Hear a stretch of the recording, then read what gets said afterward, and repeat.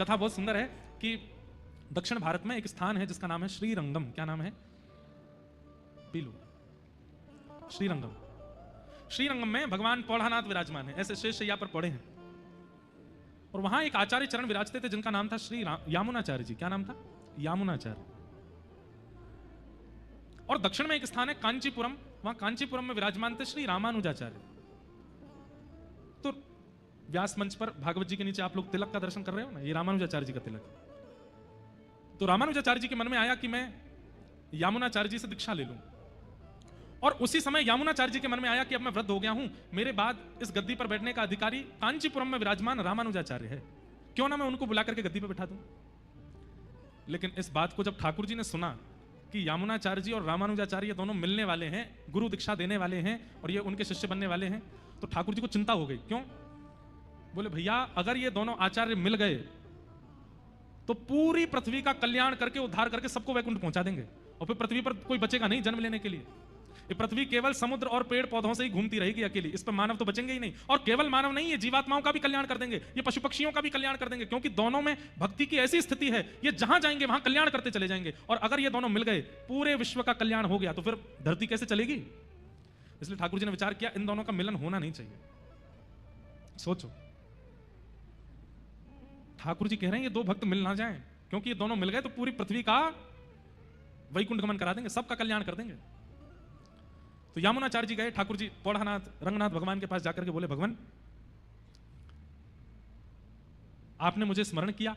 तब ठाकुर जी बोले यामुनाचार्य जी अब मुझे आपकी बहुत याद आ रही है, अब आप एक काम करो। बोले क्या? धराधाम छोड़ करके वैकुंठ आ जाओ मेरे पास। तो यामुनाचार्य जी बोले भगवान अभी मेरे को रोग लगा है, रोग ठीक हो जाए, बिल्कुल स्वस्थ हो जाए, फिर मैं वैकुंठ आ जाऊंगा। बोले नहीं अब मुझसे रहा नहीं जा रहा, अब तुम जल्दी आओ मेरे पास, क्योंकि ठाकुर जी चाह रहे हैं कि रामानुजाचार्य आए उससे पहले ये वैकुंठ आ जाए।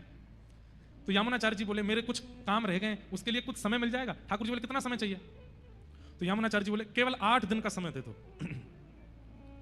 ठाकुर जी बोले 8 दिन में तो रामानुजाचार्य जी नहीं आ पाएंगे, 8 दिन मांग रहे दे देते। तो ठीक है 8 दिन में आप वैकुंठ आ जाना। यामुनाचार्य जी बोले ठीक है। ध्यान से सुनिएगा, बहुत सुंदर लीला है। ठाकुर जी चतुर हैं पर भक्त चतुर शिरोमणि होते हैं। भक्त जो है ना वो संसार के सामने तो बहुत सीधा होता है, पर ठाकुर जी के आगे चतुर बन जाता है।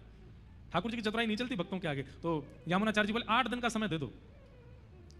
तो जब यामुनाचार्य जी चले गए, भगवान ने कहा ठीक है 8 दिन बाद आप वैकुंठ आ जाइए। ठाकुर जी सोच रहे हैं इन्होंने 8 दिन क्यों मांगे। तब उनको पता चला अरे इन्होंने एक सेवक को अभी कांचीपुरम भेजा है और यहां से कांचीपुरम जाने में 4 दिन लगते हैं। 4 दिन में वो सेवक पहुंचेगा और जैसे ही रामानुजाचार्य जी से कहेगा कि यामुनाचार्य जी बुला रहे हैं, रामानुजाचार्य जी तुरंत निकलेंगे और 4 दिन में वो आ जाएंगे। 4 दिन जाने के 4 दिन आने, 8वें दिन ये रामानुजाचार्य जी से मिलकर दीक्षा देकर के फिर वैकुंठ आने का मन बनाए हैं। और मैं भी भगवान हूं, दोनों को मिलने ही नहीं दूंगा।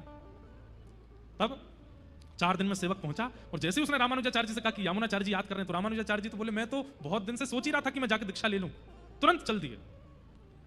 और जैसे ही रामानुजाचार्य जी श्रीरंगम पहुंचे, बस द्वार पर पहुंचे ही हैं कि भगवान तुरंत यामुनाचार्य जी के सामने आके बोले चलो 8वां दिन है आज। यामुनाचार्य जी बोले कुछ क्षण मिल जाएंगे? ठाकुर जी बोले नहीं अब चल। और श्री यामुनाचार्य जी को रामानुजाचार्य जी से मिलने ही नहीं दिया, ठाकुर जी ले गए। पर यामुनाचार्य, मैंने कहा ना भक्त ठाकुर जी से ज्यादा चतुर होते हैं।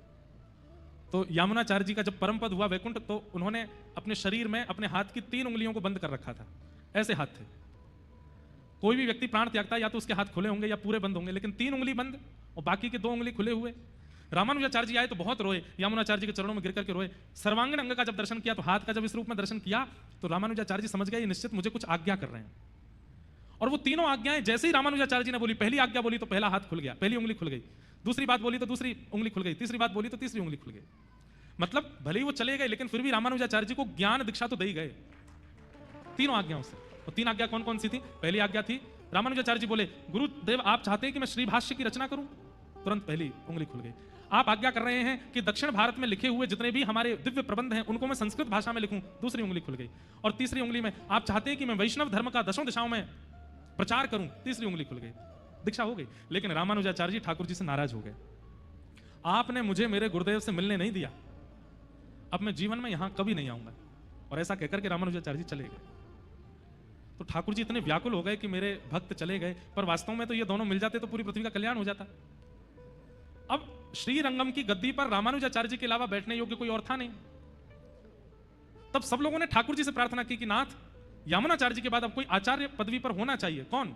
बोले एक ही है, कांचीपुरम में रामानुजाचार्य, लेकिन वो हमसे नाराज हैं, वो आएंगे नहीं। तो बोले कैसे आएंगे? बोले एक तरीका है, वो कांचीपुरम में जिस भगवान की आराधना करते हैं वो भी मेरा ही स्वरूप है, वरदराज भगवान, अगर वो प्रसन्न होकर के उनको भेज दें तो वो आ जाएंगे। सब लोगों ने पूछा वो प्रसन्न कैसे होंगे? बोले कोई अच्छा संगीत का ज्ञाता जाकर के अगर सुंदर सुंदर गायन करे तो ठाकुर जी प्रसन्न होकर के कहेंगे मैं बहुत प्रसन्न हूं, वरदान मांगो, क्या चाहिए? तो वरदान में रामानुजाचार्य जी को मांग लाना। तो उन्होंने कहा, यामुनाचार्य जी के पुत्र थे, उनसे कहा तुम गाते बहुत अच्छा हो, तुम जाओ कांची, और कांची में शंख चक्र गदा पद्मधारी जो मेरा स्वरूप वरदराज का है उनके सामने गाना, और मैं गा करके वहां तुमसे कहूंगा वरदान मांगो, मैं तुमसे बहुत प्रसन्न हूं, तो तुम रामानुजाचार्य जी को मांग लेना। ठाकुर जी आज्ञा करेंगे तो रामानुजाचार्य जी को आना पड़ेगा। तब वो गए, वहां जाकर के गायन किया, वरदराज भगवान बोले वरदान मांगो, तो कहा कि महाराज या रामानुजाचार्य जी को हमें दे दो। तो वरदराज भगवान ने रामानुजाचार्य जी से कहा कि अब आप श्रीरंगम जाओ, हमारी आज्ञा है। रामानुजाचार्य जी बोले मैं तो वचन लेके आया हूं कि मैं कभी नहीं जाऊंगा, उन्होंने मुझको मेरे गुरुदेव से मिलने नहीं दिया, मैं कैसे जाऊं उनके पास? बोले हमारी आज्ञा है, तुमको जाना पड़ेगा। तब रामानुजाचार्य जी श्रीरंगम आए, और जब श्रीरंगम रामानुजाचार्य जी आ रहे थे तब ठाकुर जी गा रहे हैं, हेरी सखी मंगल गाओ रे, धरती अंबर सजाओ रे, उतरेगी आज मेरे पी की सवारी। और ऐसा वाणियों में सुनने में आया है, ठाकुर जी शंख चक्र गदा पद्म धारण करके सचल हो गए, हलवाइयों के पास जाते हैं, क्या बना रहे हो, ऐसे बनाओ, सजावट करने वालों के पास जाते हैं, यहां पर फूल लगाओ, यहां पर गुच्छा लगाओ, मेरे रामानुजाचार्य आ रहे हैं। सुंदर रंगोली बनाने वाली बहनों के पास जाते हैं, बोले ऐसी रंगोली काढ़ो, मेरे रामानुजाचार्य आ रहे हैं। ये पूरी कथा मैंने क्यों सुनाई? रामानुजाचार्य जी ने भले ही ठाकुर जी से मुंह फेर लिया, लेकिन क्योंकि ठाकुर जी को वो प्रिय हैं इसलिए उनका कल्याण हुआ।